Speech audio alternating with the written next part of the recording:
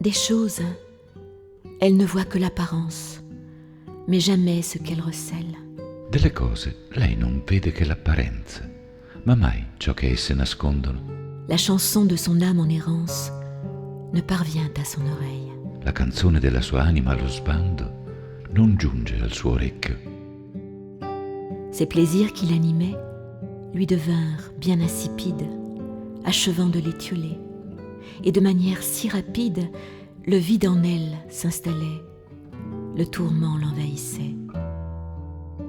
Questi piaceri che l'animavano divennero ben presto insipidi, finendo per indebolirla, e in modo così rapido il vuoto si installava in lei, il tormento l'invadeva. Des choses, elle ne voit que l'apparence, mais jamais ce qu'elle recèle. La chanson de son âme en errance ne parvient à son oreille. Delle cose lei non vede che l'apparenza, ma mai ciò che esse nascondono. La canzone della sua anima allo sbando non giunge al suo orecchio.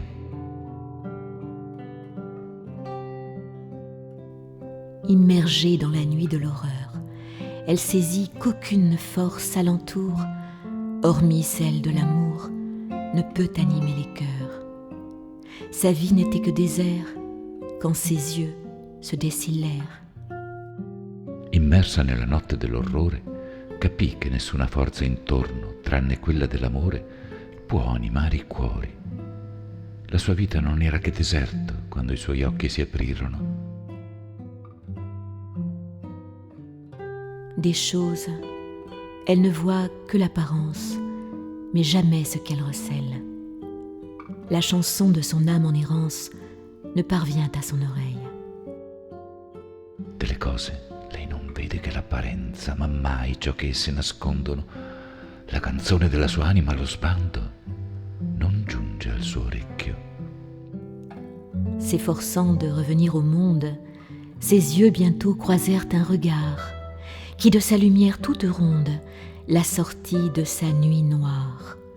Son ciel s'illumina de beauté et son cœur fut habité. Sforzandosi di ritornare al mondo, i suoi occhi ben presto incrociarono uno sguardo che con la sua luce completamente rotonda la fece uscire dalla sua notte nera. Il suo cielo si illuminò di bellezza e il suo cuore fu abitato. En toute chose, elle voyait l'apparence, sans jamais voir le réel. In tutte le cose lei vedeva l'apparenza senza mai vedere il reale. La chanson de son âme en partance attint enfin son oreille. La canzone della sua anima in partenza raggiunse finalmente il suo orecchio.